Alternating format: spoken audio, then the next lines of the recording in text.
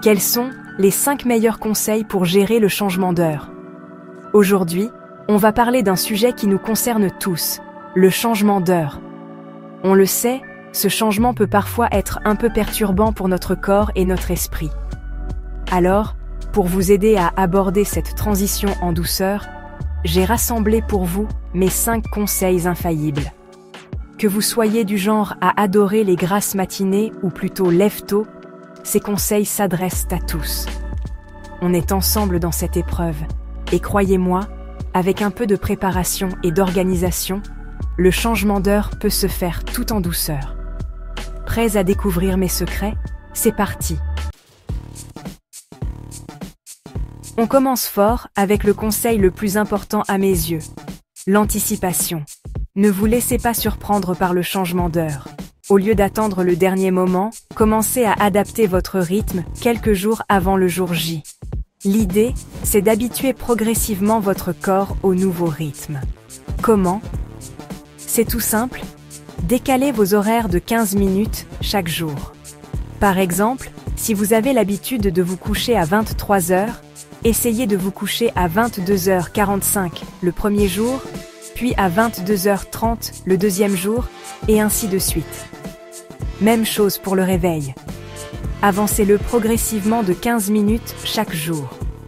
En décalant votre rythme en douceur, vous minimisez le choc du changement d'heure sur votre horloge biologique. Résultat, vous vous sentirez moins fatigué et plus rapidement en phase avec le nouveau rythme. Alors, on sort son agenda et on note « Préparation en douceur », c'est la clé.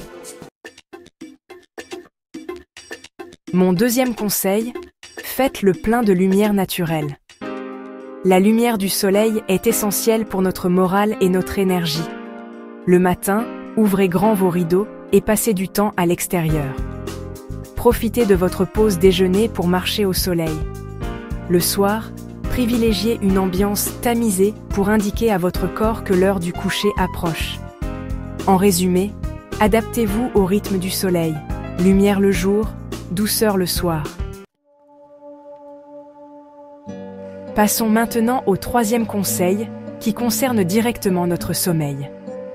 Vous l'avez deviné, je vais vous parler des fameux stimulants à éviter avant d'aller dormir. La caféine, l'alcool et les écrans sont les ennemis d'un sommeil réparateur. La caféine a un effet stimulant qui peut persister plusieurs heures. On évite donc d'en boire après 14 heures. L'alcool peut perturber le cycle naturel du sommeil. Il peut provoquer des réveils nocturnes. Les écrans retardent la sécrétion de mélatonine.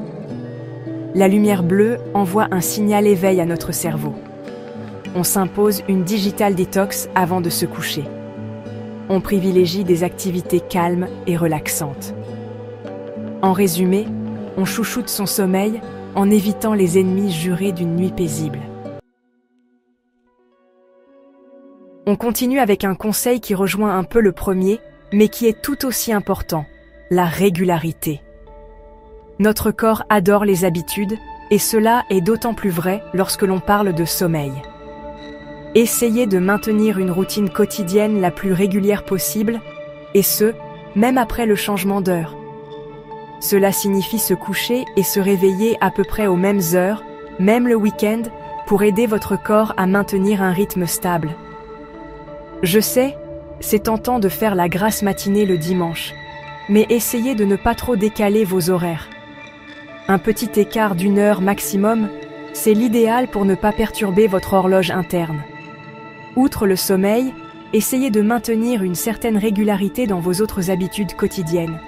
Heure de repas, moments de détente, activité physique. En maintenant cette routine, vous envoyez des signaux clairs à votre corps, ce qui l'aide à se synchroniser et à éviter les baisses d'énergie. C'est parti, on programme son réveil et on s'y tient.